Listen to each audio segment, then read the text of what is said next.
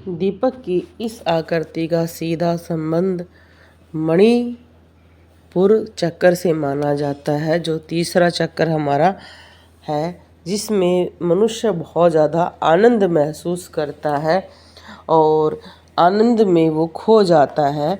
बहुत सारे लोग इस चक्कर पर बहुत ज़्यादा हंसते हैं, कई लोग नाचते हैं, रोते हैं। आपने देखा होगा कि इस अवस्था में बहुत सारे लोग अलग अलग अपना एक जीवन शैली ही अपना लेते हैं।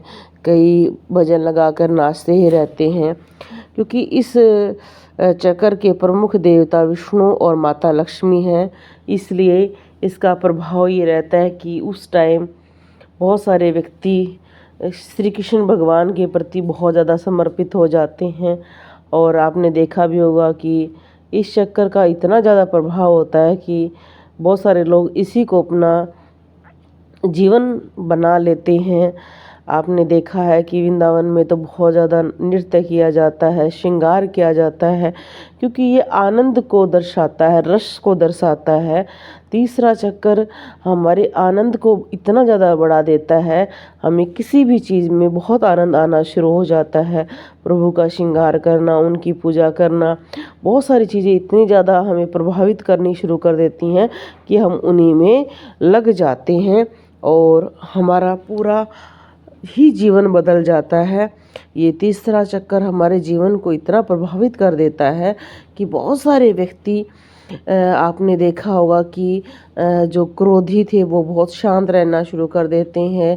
कई लोग नाचना, हंसना, कूदना, खेलना, एक तरह से अपना जीवन का जो आनंद का रस है वो उसको प्राप्त कर लेते हैं और उसी में वो खोना पसंद करते हैं। आपने देखा होगा कि बहुत सारे लोग अपने जीवन को इतना बदल लेते हैं। कोई उसी तरह के वस्त्र धारण करना, आभूषण धारण करना, हर चीज़ अपने इष्ट देव से संबंधित वो करना शुरू कर देते हैं। तो दीपक में इस तरह की आकृतियाँ हैं।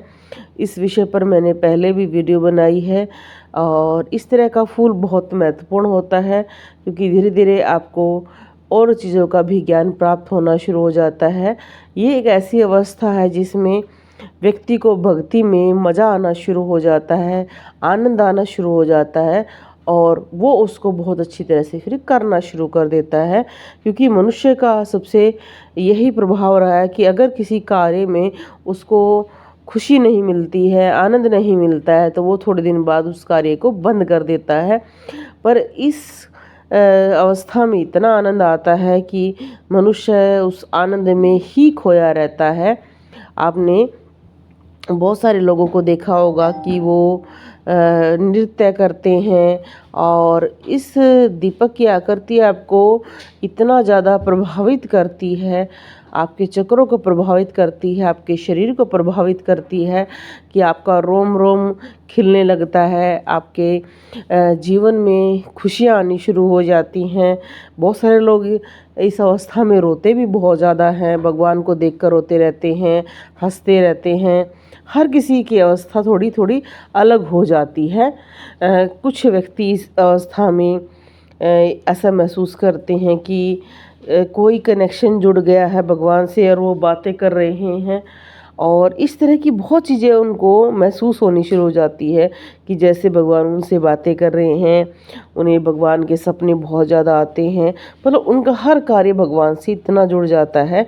इसीलिए तो इस चक्कर को आनंद चक्कर भी कहते हैं कई स्थानों पर, क्योंकि ये आनंद से जोड़ता है।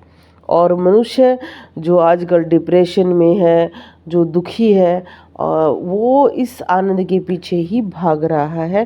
क्योंकि हर किसी मनुष्य को एक टाइम ऐसा आता है कि वो समझ जाता है कि उसके लिए पैसा या कोई और चीज़ें इतनी ज़्यादा नहीं है जितनी प्रभु की भक्ति या सच्चा प्रेम उसके लिए है।